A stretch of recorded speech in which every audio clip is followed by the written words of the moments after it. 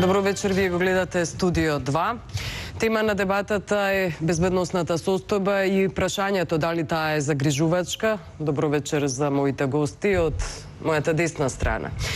Павле Трејанов од Демократскиот сојуз, значи представници од власта и Талат Џафери од ДУИ, Владо Бучковски од СДСМ и Абедин Зимбери од Нова демократија.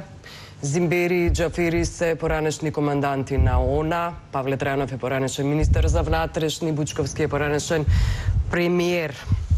Одиме со прашањето, дали безбедносната состојба е загрижувачка, можеме со вас, господине Трејанов. Состојбата во целина во Република Македонија сметам дека е стабилна и дека нема битни елементи кои укажуваат на тоа дека може таа да се наруши. Се разбира поделните случаи, вклучително и онај неодамнешниот кога беа откриени поголеми количини на оружје, ја вознемируваат јавноста, но важно е дека во државата сите институции функционираат постабилна, со огромно искуство. Институциите на државата функционираат и мислам дека ваквите појави кои што се спротивни на Охридскиот рамковен договор со насилство, со оружје да се остваруваат политички цели се неприфатливи. Држава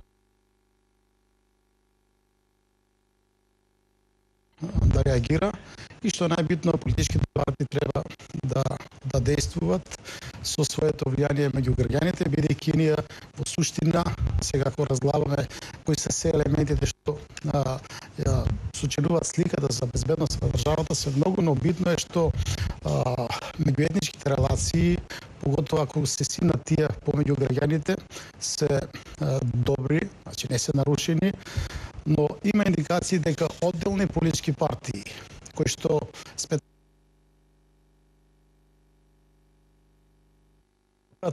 повторно со една екстремна националистичка реторика да ги, ако не можат реално, но вештачки да создадат слика во државата дека се нарушени меѓуетничките што не е точно. Што апсолутно не е точно, бидејќи Добро, ќе ве демантирам.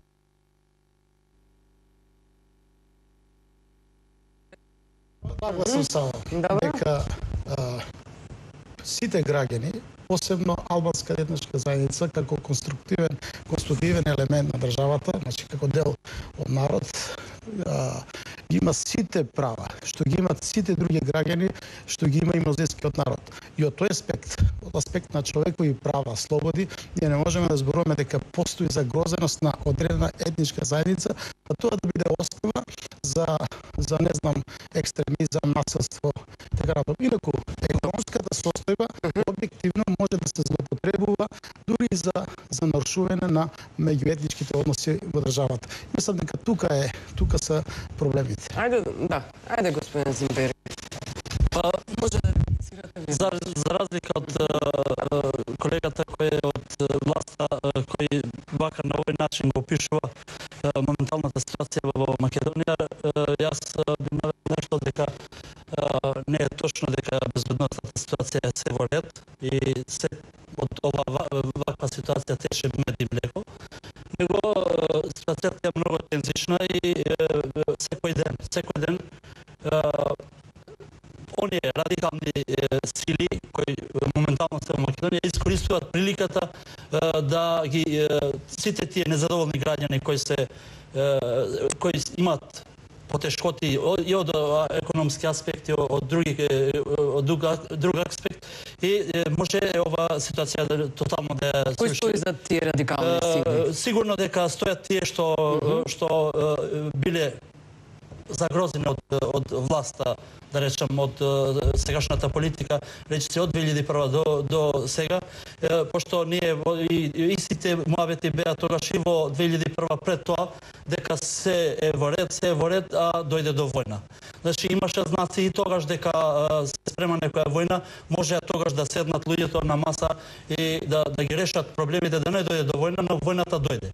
Добро. Како што дојде, имаше рамковен договор кој сите беа подписници, сите бевме во тоа да се тој рамковен договор до 2004 година да се спроведува, да се имплементира и веќе да почнеме со нови кораци за иднината. Но време е за нова војна. Но 6 години од поминувањето на рокот, се уште ден денеска имаме една критична состојба во секој домен и граѓаните се и економски тотално загрозени и сите права што ги спомна мојот колега дека ги имаат сите права не е точно, дека можам да ги наведам примери колку сакате дека тој договор што требаше да се спроведува не е ни почнет да се имплементира. Добро. Господин Джафери. Добро, за разлика од претходните говорници, сепак сметам дека состојбата безбедност во Република Македонија, па и во контекст пошироко, не е розова и во секој случај не е за подценување. Без оглед дали се работи за изолиран случај или за настан кој може би од прв поглед може да изгледа безазлен, состојбите како во Македонија, така во регионот пошироко не бараат ексклузивитет, ексклузивност во настапот и во пристапот кон решавање на проблемите. Во секој случај сите треба да се замислиме што е причината што придонело да се дојде до таква појава и до исполнување, односно до исполнување на таквиот однос на појава, значи на настани кои впрочем беа и на 1 април. Добро. Овие ситуации, впрочем, ако ги гледаме од економски аспект, ја бар од професионален аспект, од безбедносен аспект, не гледаме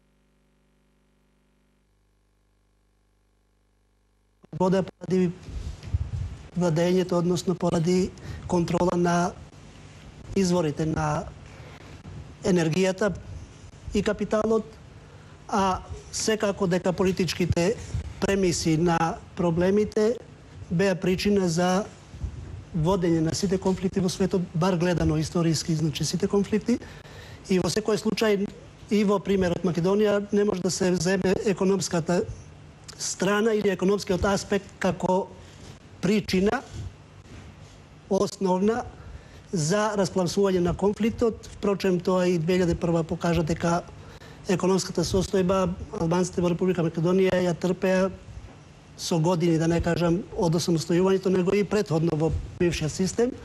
Меѓутоа, кулминација на гневот и незадоволството, значи, беше од политички аспект прикажано и како тако, значи, политичкиот димензија е, според мене, битнија по однос на текот на настаните понатаму и овде, па и во регионот. Да.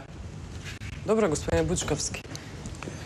Јас морам најпрвен да ја изразам својата лична загриженост заради неинформираноста и моја и на јавноста што всушност се случува.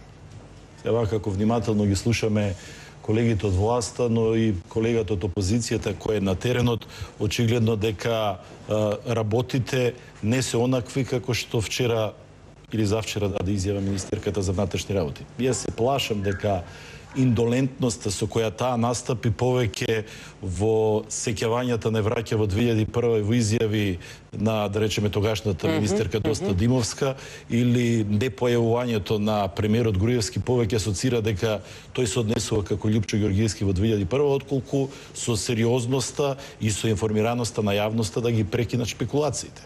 Затоа што онолкав арсенал на оружје на едно место, некоја акција за која потврди МВР дека постоела, а да нема во меѓувреме информација или барем брифирање на новинарите која е таа група организирана, кој тој што наводно е ранета. Гледаме за се и се што претходно помошник министер за информирање Котевски информираше.